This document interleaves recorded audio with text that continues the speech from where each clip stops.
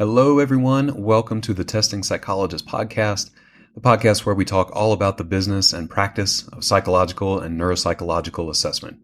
I'm your host, Dr. Jeremy Sharp, licensed psychologist, group practice owner, and private practice coach.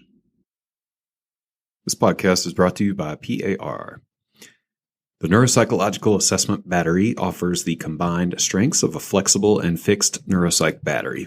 And now you can score any of the NAB's 6 modules on PAR iConnect, PAR's online assessment platform. Visit parinc.com/NAB. Hey, welcome back to the Testing Psychologist podcast. Today is a little bit different episode. It's been a long time since I've done a live coaching call here on the podcast, but today is that day.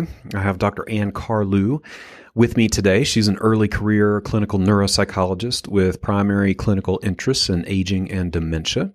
She's active in clinical research with recent projects focusing on diagnosing mild cognitive impairment and dementia in diverse populations and cardiovascular risk factors for cognitive impairment and dementia.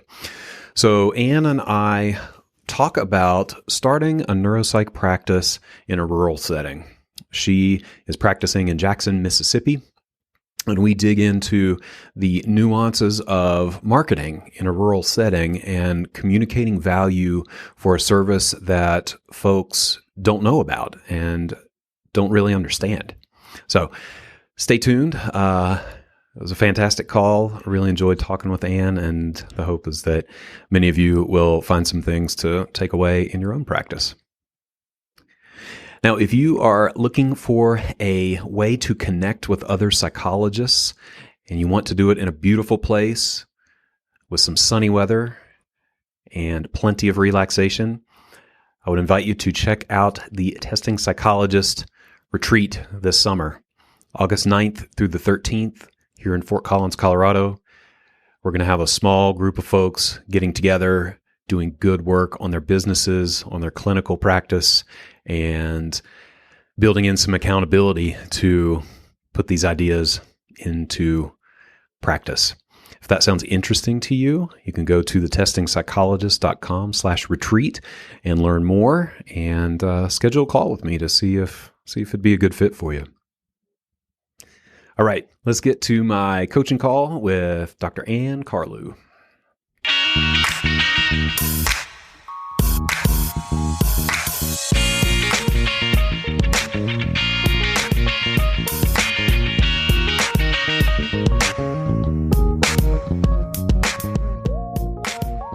Hey, Ann, welcome to the podcast. Thanks for having me. I'm excited to be here. Absolutely. Yeah. I am always in such admiration of folks who are willing to come on and do these live-ish calls. I know there's some vulnerability here and putting yourself out there and going through this process with an audience. So yeah, super grateful for you to come on and talk through some things with your practice. Yeah, I'm grateful to have this opportunity. Like I mentioned to you before, this has been a great resource for me so far. Yeah, thanks. It's awesome to hear that. It's easy sometimes to forget that there are real people out there who listen, right? And so oh my gosh, I'm one of those real people. I love it. Yeah, no, it's so nice to connect with real folks and get to learn more about your practice and hopefully help out a little bit. So maybe we could start and just tell folks about your practice. Like, where are you? What do you do? And what's your practice look like at this point? Yeah, so I am a neuropsychologist, primarily focusing on adults at this point. I have just moved to Jackson, Mississippi, which is it's the capital of Mississippi, but all of Mississippi is fairly rural. And I moved from a larger metroplex, if you will. But I did grow up here, so I'm familiar with the area, as familiar as you can be as a kid when you're growing up. So right now I do work at in a hospital as a neuropsychologist within an inpatient unit, but working on building a private practice on the side for adults. And my main area of interest and expertise is really for older adults who have some sort of neurological or psychiatric disorder impacting cognition. But for the private practice sake, starting more broad, as broad as I guess you can get with neuropsychology, just focusing on adult population in general. Sure.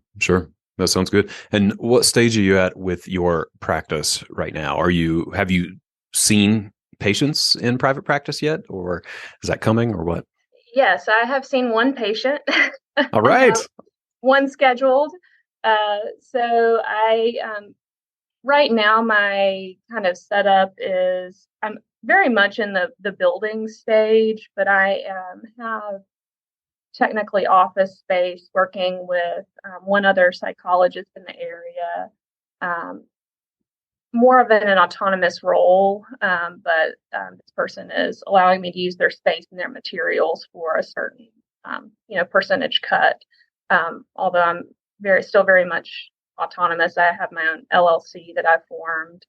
I've called it Generations Neuropsychology, getting at that older generation that I enjoy working with.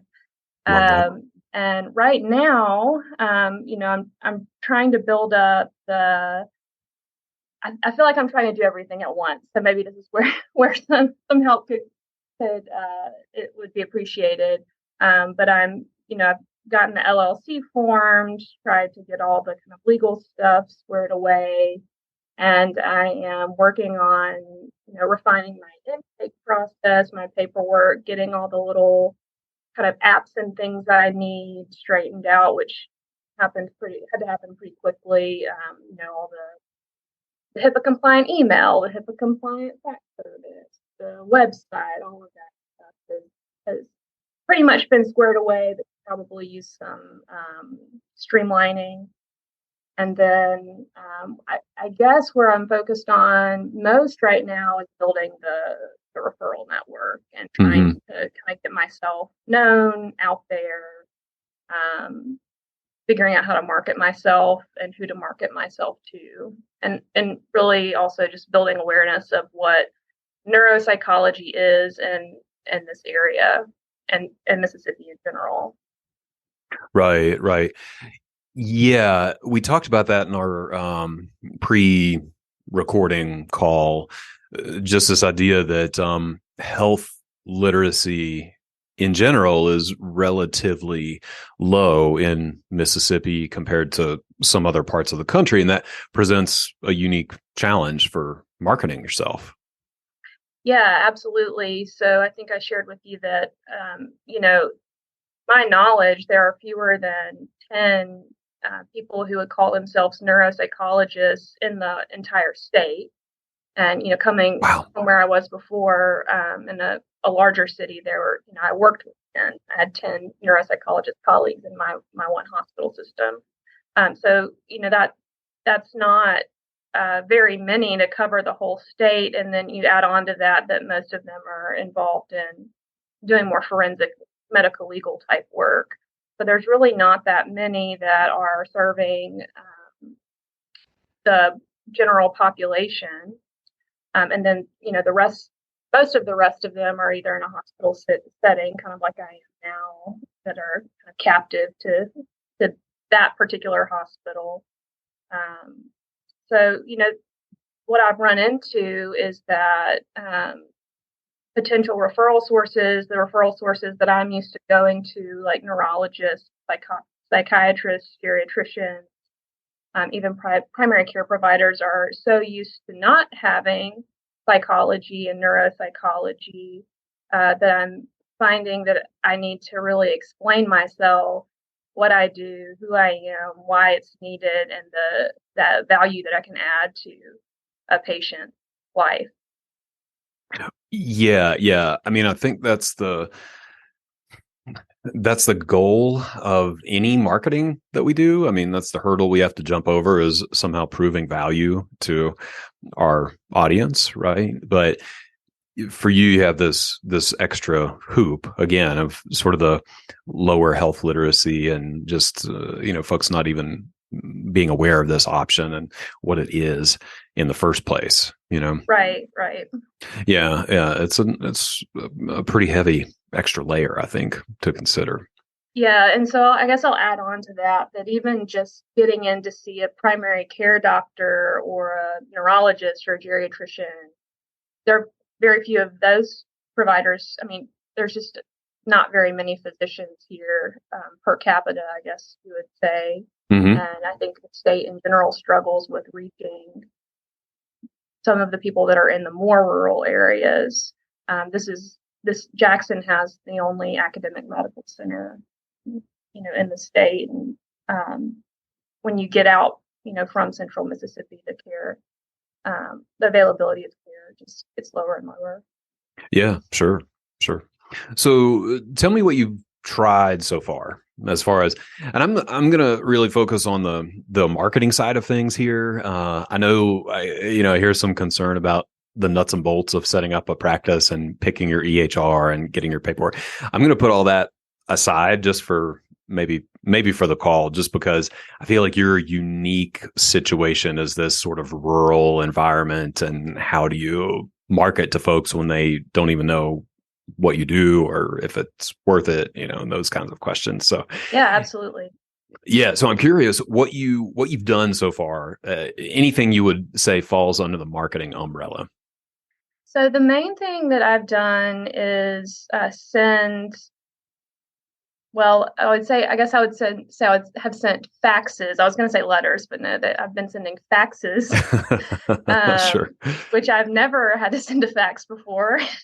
It's amazing to me that faxing is even still a thing that exists. I don't. Right. Yeah. It's I don't wild. understand it, yeah. But that is the only way that I've been able to reliably find contact information. And so, like I said, what I'm used to doing are getting referral. The people I'm used to getting referrals from are physicians, and usually neurologists and psychiatrists, and a smattering of primary care physicians. And so my approach so far has been to kind of figure out who is in the area and make a list and send out a letter via fax to their office, which has not been very successful. I would say I've had one person even try to reach back out to me.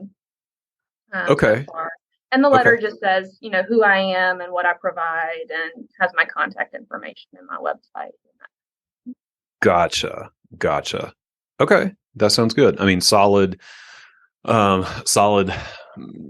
sort of like base strategy for anything. Connecting with physicians is always nice if you can make that work, right?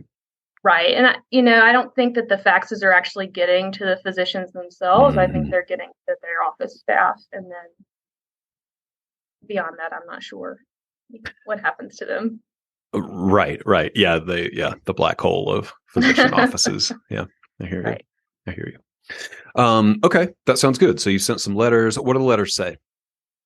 They introduce myself. I say that I'm a clinical neuropsychologist, and then I talk a little bit about the types of patients that I see and how I can be helpful. I talk about the experience for the patient, on the patient end, this is what they experience. And then I talk about the report that I would write and the turnaround.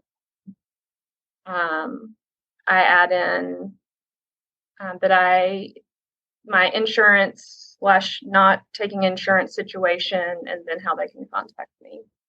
Yeah. Okay. That sounds good. Sounds like all the key elements are there, right? I mean, I love this idea. I think it's worth it to continue to try to reach out to physicians. So maybe we spend a little bit of time on that, and then we can pivot to a couple other things. with this letter, I guess my question is, is it super clear how you can help? Is it super clear how you can help the physician and the patient in this situation? I think it is. Okay. I'm pulling it up right now, so I have it in front of me. Yeah. Because it's been a little bit since I wrote it. I think it's clear, but then it's hard to know, again, kind of exactly what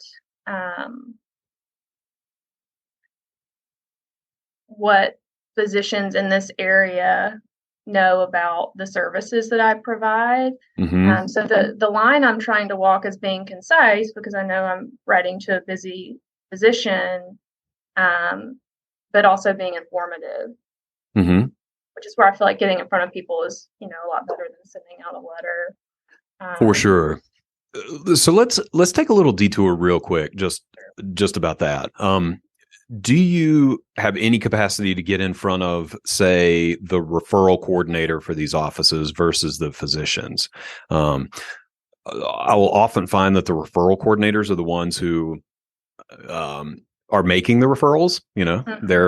They're the last stop for the patient before they walk out of that office, and they have actually their finger on the pulse of the clinicians in the community a little bit better than the physicians themselves.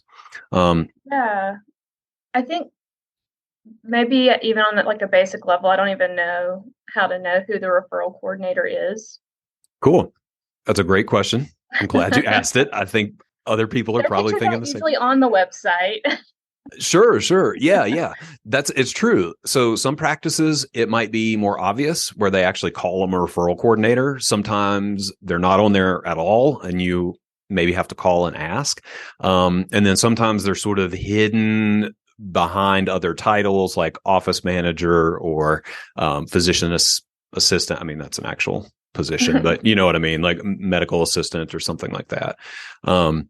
If in doubt, like if it's not clear on the website, a call to the office never hurts, because you're going to get the admin staff, and you can say like, "Hey, do you have a referral coordinator? Is that person around?" And at the least, you will get a voicemail, and you can leave a voicemail and say, like, "Hey, I'd love to chat with you about, this service. Could we meet up and see if you can get in?" And then referral coordinators too are often the ones that are able to facilitate an in-person meeting with the physicians, either through like a lunch and learn or some kind of presentation. A lot of offices will do like a monthly didactic thing or networking meeting, something like that. Okay. Now, I have a question about that. Do you find that it differs if you are going for maybe a large hospital system clinic, like a neurology clinic within, I don't know, the Baptist hospital system is one that comes to mind here, versus, there's smaller private clinics like Mississippi Psychiatric Partners or whatever. I just made that up. Sure. Where, that seems a lot more doable in terms of getting in touch with somebody that actually has their finger on the pulse of what's happening with those physicians, versus maybe you might get like an access center if you call a large hospital system. Yeah. I've seen different situations. I think you're probably right. Like in bigger hospital systems, it's going to be harder to connect with the right person. And I've seen relatively large practices with, 30, 40, 50 practitioners who have referral coordinators that are like very on top of it and very willing to meet with community resources, just to be able to help their staff, help their physicians. So, but yeah, I think if you're going to force me to like create a rule here, hospital systems are probably tougher to break into and find the right person. Yeah. But if you have a specific clinic in mind, like the neurology department, they would hopefully have their own admin team and, kind of referral person that helps them out. So even if they don't have a dedicated referral coordinator, the admin team is going to be, the place to connect, I think, over the Right. physicians, at least at first. Yeah. Yeah. Even just the suggestion to call is really helpful. Sure. In my head, I'm like, I could call, but then I'm like, is that something people do? I don't know. Like a phone call numbers I find online. Right. Gotta please just text them or email them somehow. Exactly. I know. Really want an email address. I'm totally with you. It seems so bizarre to actually pick up the phone and call anybody at this point, but I think it actually goes a long way. Yeah. Thank you. I just needed somebody's permission. You can totally call. You can totally call in. Yeah. It's funny. I'm going to detour for a second, but I feel like I've come back. It's like how people are getting rid of their smartphones, and going back to flip phones just to sort of like protest the system or whatever. I've been trying to make more phone calls deliberately just to like bring it back, to like go back to old school, whatever. And it works really well. Like it's nice to actually talk to people and hammer out whatever it is in like 2 or 3 minutes instead of sending 15 emails back and forth. And so absolutely. Yeah. I think calling is coming back. I'm naming it. We'll bring it back. Yeah. Bring it back. Bring back phone calls. So let's see. That avenue, just to get into these medical practices, might be something to check out. The theme, I think, with a lot of this marketing, I always think about like, who are you actually speaking to and what problem are you solving for them? So I would also be super deliberate. Like if you get in front of them or are sending information to them, like really be clear what pain point you're addressing for these physicians, right? So maybe the pain point is they feel helpless when they have a decompensating adult in their office and don't know what to do, right? Or maybe the pain point is there are no resources in the community and they feel like a bad physician because they can't help the family or something along those lines. I'm kind of making these things up, but really thinking about like what problem, what pain point are you solving for them? And that's what you speak to. That's what you speak to. And you keep it super straightforward, direct, and then like tell them exactly how they could utilize your services. Right. So, I mean, in my mind, it's something like, it'd be a little longer than this, but it'd be something along the lines of like, are you tired of feeling helpless with your, patients who have dementia? I can figure out what's happening in their brain and point them in the right direction and take the pressure off of you to do everything for them. Right. And then it's just like, call me now, or, that sounds like a hotline, but you get what I'm saying. Like schedule now, or here's how to make a referral. And it's a very clear call to action. Okay. And this is all, I mean, I pull a lot of this from that story brand framework from Donald Miller. He wrote this book, Building a Story Brand, or Building Your Story Brand. And it's all reflective of that approach. It's just identify the pain point, position yourself to solve that pain point, and then give them a very clear method of acting. Right. Okay. I think so. In terms of like an action item for me, I love action items. Yeah. I think that would require me to really personalize any letter I send out a little bit more, like maybe one for neurologists, one for geriatricians, one for psychiatrists. The pain points are going to be different, but that's a good point. I totally agree. Yeah. A little more work, but I think totally worth it. Like you want them to get that letter and be like, oh my gosh, yes. Like she totally understands my dilemma right now. I hate sitting in front of a patient and having to disappoint them and say, I don't know what to do, or let's wait and see, or whatever it may, like you want them to like resonate with that and say, oh, thank goodness there's somebody who can help me with this. Right. So that's the physician side. I mean, I think that we talked about how you kind of have two target audiences. Like one is the physician, clinician practitioner side and Mm-hmm. solving those pain points. And then you maybe also have this other target audience of people out in the community, like, this like sandwich generation of Mm-hmm. 40 or I don't know, 35 to 55-year-old individuals who have aging parents, and they're confused, they're scared. Mm-hmm. They know something's different with mom, but they don't know what, like all those kinds of emotions going on. And, those are the pain points for that audience. Right. And then, Right. so you're kind of speaking to a different set of problems there. Right. And that's something I've never had to do or have done is market myself to non-clinicians, like Mm-hmm. directly to patients or, somebody that might want to bring their patient in to me. Mm-hmm. So I don't even know where to start with that. I mean, one thing that I have done is I'm building relationships with like the Alzheimer's Association here and different, offering up myself as a volunteer speaker on different things, not so I can market my practice, but get my name out there. Mm-hmm.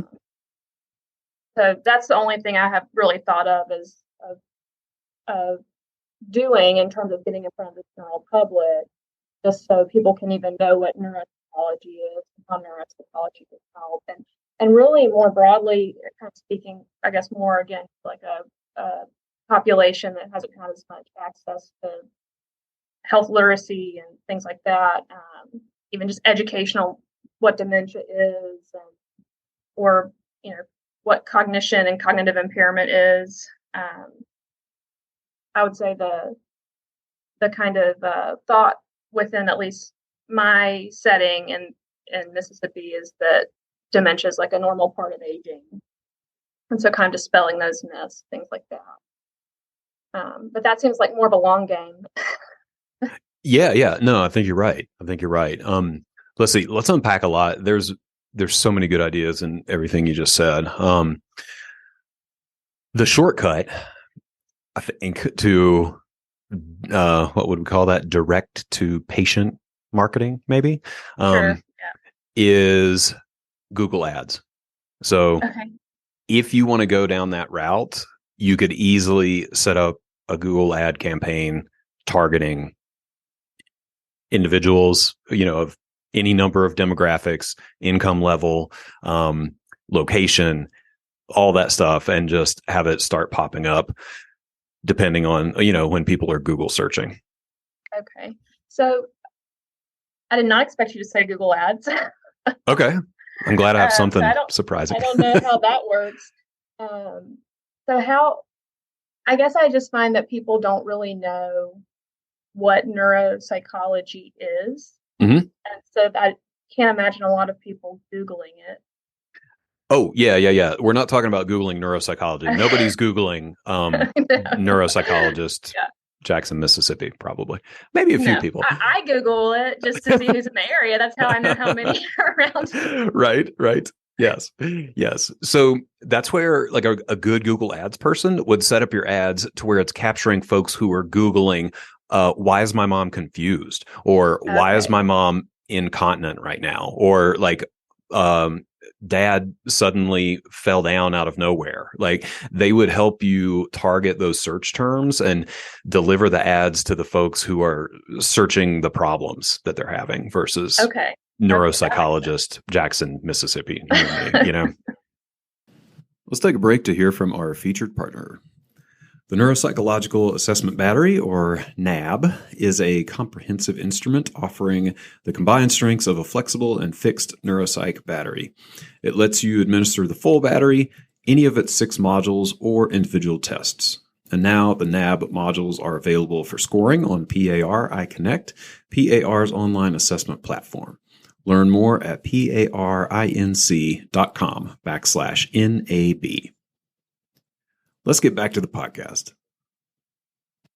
See how concrete my thought processes are. No, that's totally normal. Yeah.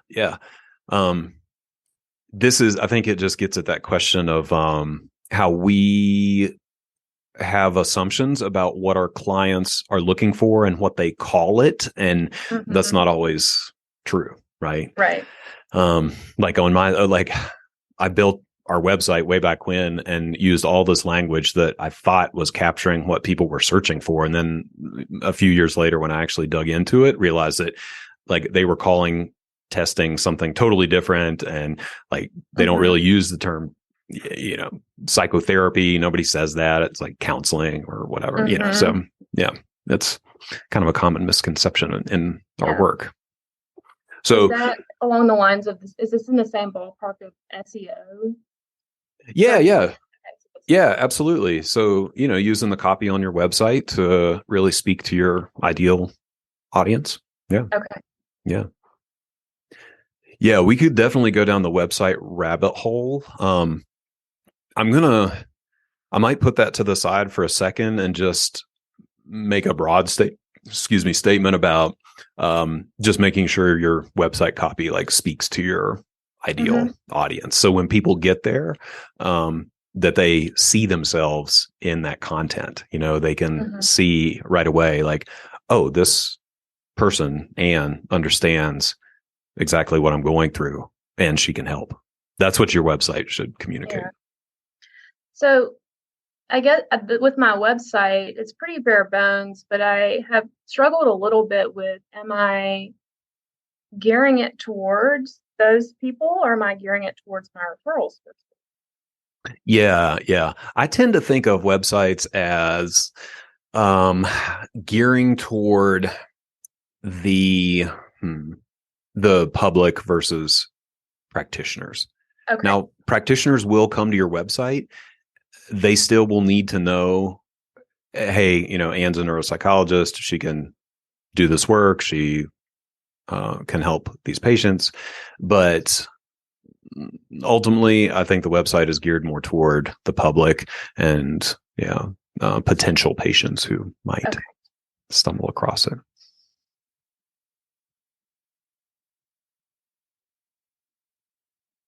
That's helpful. Yeah.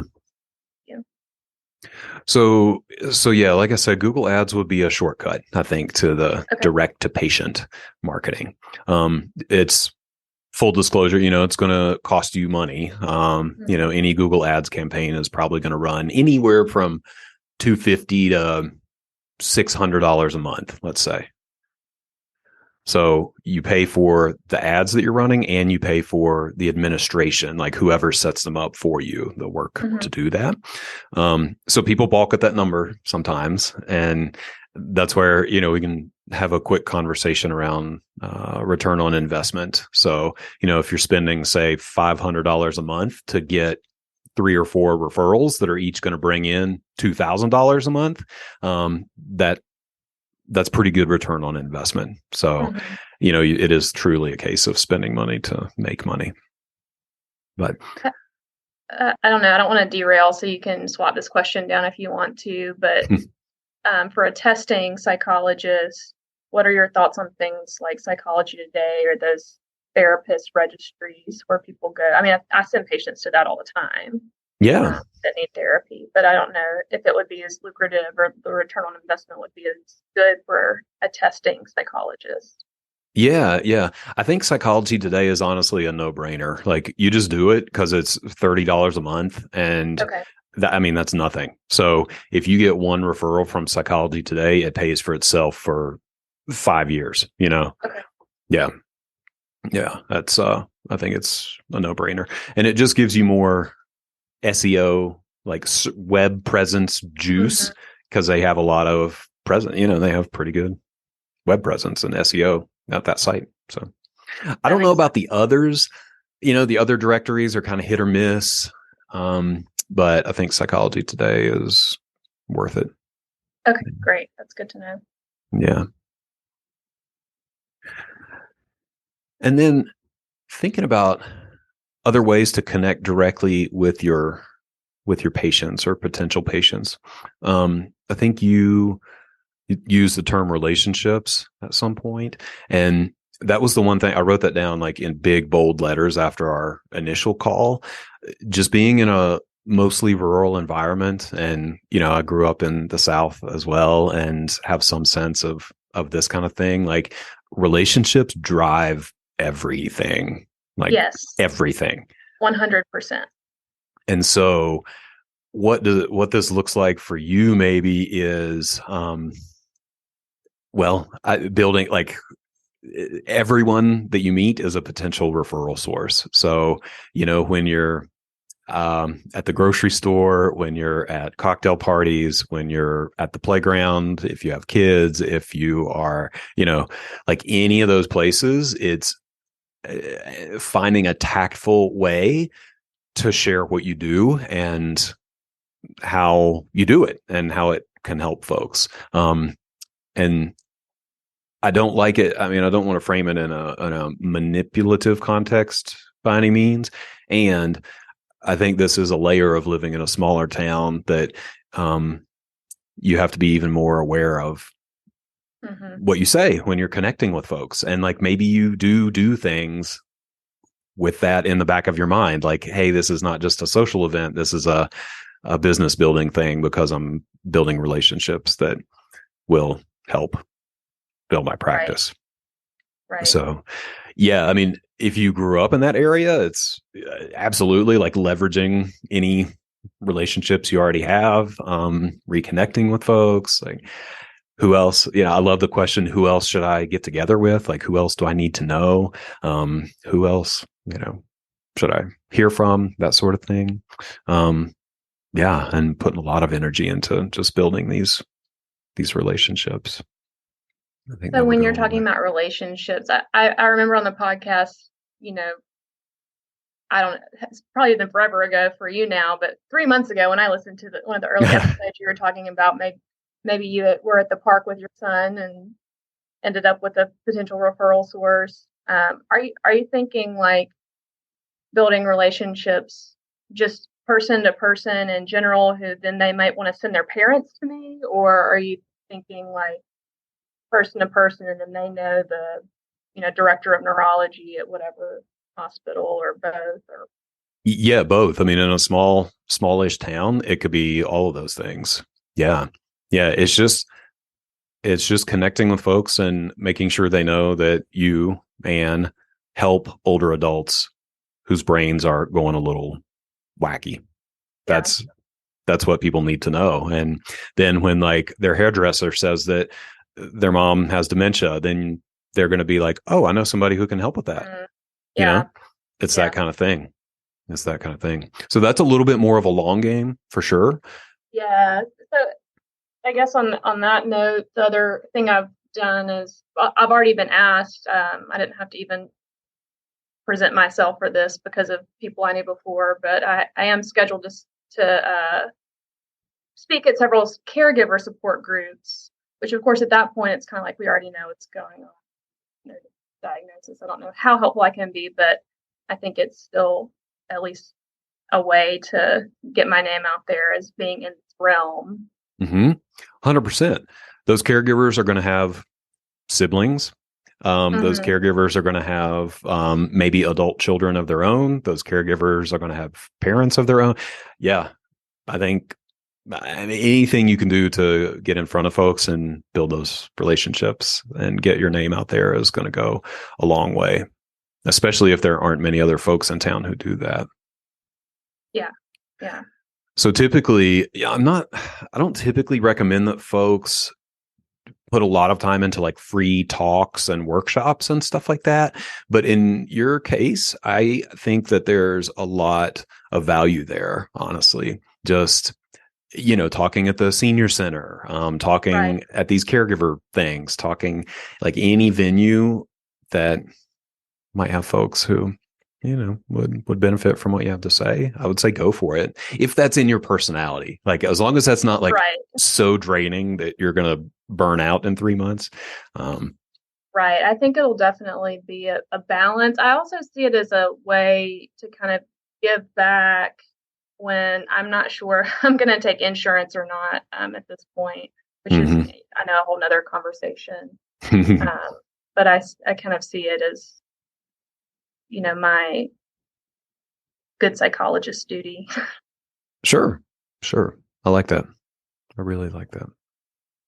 So, yeah, those are just a few ideas of like the direct to patient question. Um, and, integrating in the community, just as you continue to live there, I think it was going to go a long way. You know, maybe don't, I don't know, I'm like projecting, I'm an introvert. So, but I can fake it. So, I know for myself, it's like, okay, am I going to turn down this invitation or am I going to go? And sometimes Right. it's choosing to Okay. go, even if you might. Yeah. Yeah. Yeah. Very salient. There is some sort of like networking event tonight that is in my, little town that's outside of the city. And I Mm, was wondering if it was even worth it for me to go, but maybe it's probably a lot of sandwich generation folks in that networking event, if nothing else. So yeah. Yeah.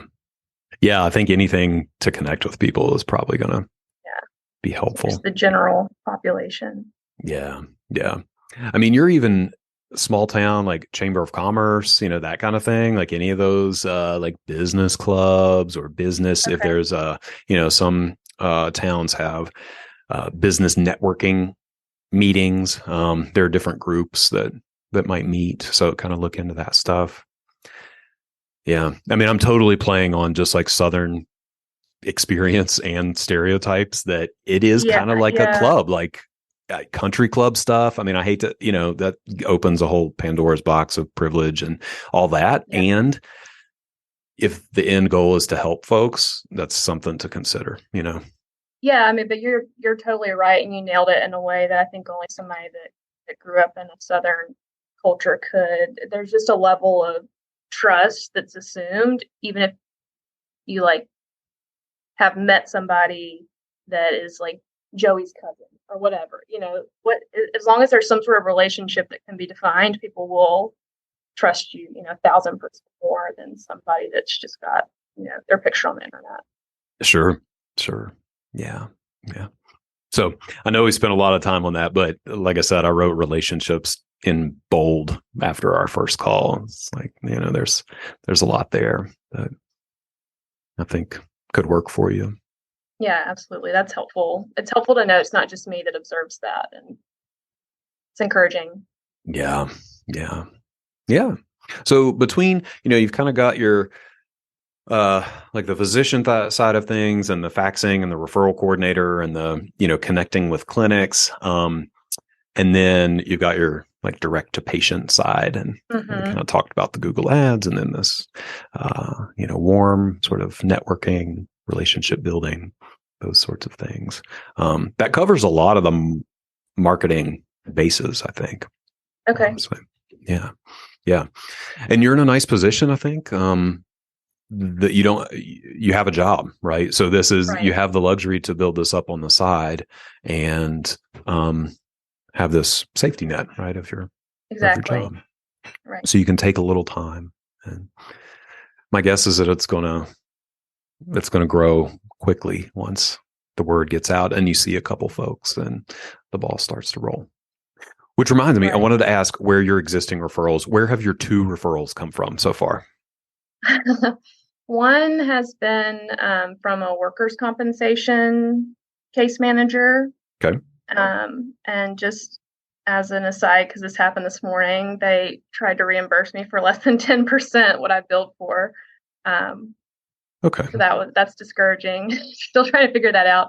But the other one has come from a psychiatrist in the area who had a knows who I am from a previous case that he just happened to have. We had a mutual patient from before, so Okay. Okay. So yep. that's great. That's great. In the beginning, when you have the time to do this, I love to just put energy into those referral sources. And Hmm. I mean, one, do a great job on the eval. You're going to do that. Right. But if there's anything like extra that you could really knock it out of the park, just do that. but then put some energy into the referral sources too. So, thanking the psychiatrist, send the handwritten note or whatever, like, see if you like this person, maybe go to coffee with them and just kind of talk about your practices, anything to kind of nurture Right. these relationships. Yeah. I think the limiting factor there that you've helped me with is like actually getting, phone numbers or email addresses, like personal contact with those people. But I think you're right. Like once the relationships start to grow, that's going to help a lot. Yeah. Yeah. I really do look at it as any number of metaphors, snowballs going down the hill, like seeds being planted and growing, any of that kind of stuff. It takes a little time, but once it gets going. Yeah. I think, I don't have, no, I can't find the word, but I'm not sure how long it's supposed to take. I've only been at it for about 2.5 months now. So it seems like it's taking a really long time, but also 2.5 months is not really that long. So I don't know what's, what's normal, what's not. It's not that long. Like send faxes and get crickets, that kind of thing. For sure. Yeah. I mean, I always tell folks ballpark 6 to 12 months. Yeah. So, and I've seen cases, I've told this story before. I can't remember on the podcast or just in my groups or what, but I was working with one consulting client and we worked together. Like we did the full 6-month consulting package. And at the end, it was very discouraging. Like this person was not getting referrals. Like nothing was working. I was consulting with my fellow consultants. Like, what am I doing wrong? Like, what do you think of this case? How can I do these? How can I do this differently? Right. And we ended, and they were very gracious, and we said we'd be in touch. And then maybe 6 months down the road, they reached back out and said, all of those referrals, all of those people I met with just started sending referrals out of the blue. And now I'm too busy. How do I hire an assistant? What do I do now? And it just all of a sudden hit after another 6 months or so. And so you never know. But yeah, it was ballpark 6 to 12 months. Okay. Typically. That's helpful to know. Yeah. Even just what to expect. Yeah. So, well, we've talked about a lot. I mean, we've I think really tackled some of this marketing stuff. Anything else? Any kind of loose ends before we start to wrap up the call? Do you just keep? I guess here's a random question. Do you just keep business cards on you all the time? Just whip them out whenever. So you have unwittingly just pulled out a soapbox and invited me to stand on it. No, I don't keep business cards around. I kind of hate business cards. Okay. I personally don't. I throw business cards away when people give them to me. I don't keep business cards anywhere. So this is a personal. I'm totally projecting on that. I can see it coming across as disingenuous once you've made this relationship or connection or something like that. Yeah. I don't love them. But what I have done is there's a couple options. So I like the digital option. So you can do a QR code business card and just keep it on your phone so that, if somebody does want your contact info, you can just say hey, scan this QR code and it automatically goes to their contact. Yeah. And then there's another option. There are actually a few different products that do this, but there's one called a dot card, and it's just a little tiny circular, almost flat disc that I guess you program it. I feel like an old person now, but you somehow, you put your contact info on it and you stick it to the back of your phone, and it's, it's flat, so it doesn't get in the way. And then if someone wants to get your contact info, you just tap it or something and it sends it to their phone wirelessly somehow. So, wow. Yeah. So there are a few options for digital cards. That's the direction that I've taken.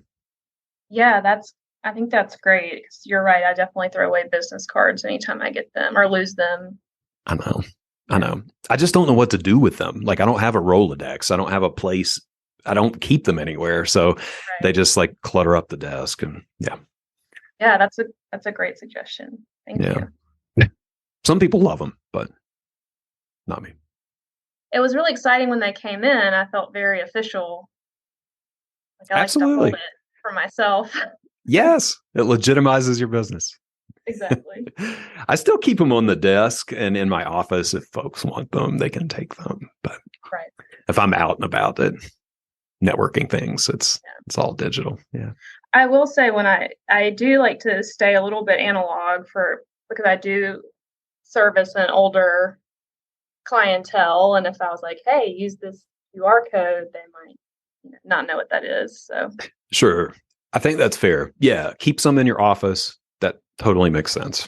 Yeah. Totally makes sense. Yeah, this has been a lot of fun for me just to talk to someone from the South and really think through what it would be like to launch a practice in an area like that. And I hope that it's been helpful. It's been yeah, great. it's been really helpful. Thank you. You mentioned putting up guide rails and bumpers like as if we were bowling.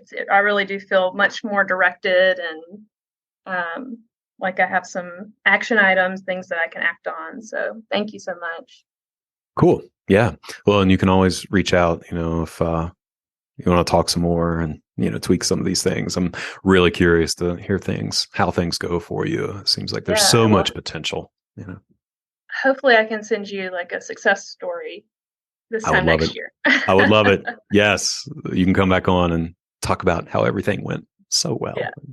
You overcame some adversity, but then it turned out great. And now no, thanks for coming on. And again, just like putting yourself out there and talking through some of these things. I really appreciate it. It was great to connect. I appreciate your help and everything you've done for all the private practice psychologists out there. Thanks. Take care, Ann. You too. All right, y'all. Thank you so much for tuning into this episode. Always grateful to have you here. I hope that you take away some information that you can implement in your practice and in your life. Any resources that we mentioned during the episode will be listed in the show notes, so make sure to check those out. If you like what you hear on the podcast, I would be so grateful if you left a review on iTunes or Spotify or wherever you listen to your podcasts. And if you're a practice owner or aspiring practice owner, I'd invite you to check out the Testing Psychologist Mastermind groups. I have mastermind groups at every stage of practice development, beginner, intermediate, and advanced. We have homework, we have accountability, we have support, we have resources. These groups are amazing. We do a lot of work and a lot of connecting. If that sounds interesting to you, you can check out the details at thetestingpsychologist.com/consulting. You can sign up for a pre-group phone call and we will chat and figure out if a group could be a good fit for you. Thanks so much.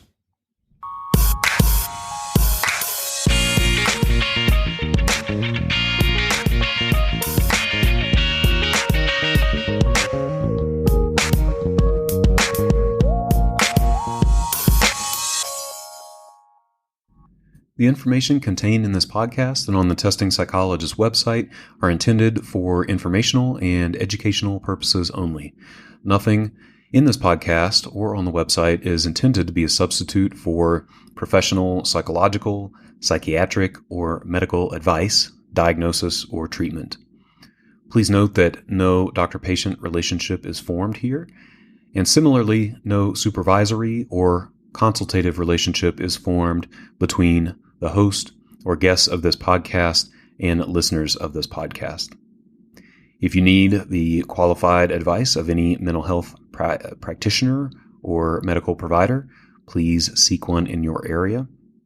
Similarly, if you need supervision on clinical matters, please find a supervisor with an expertise that fits your needs.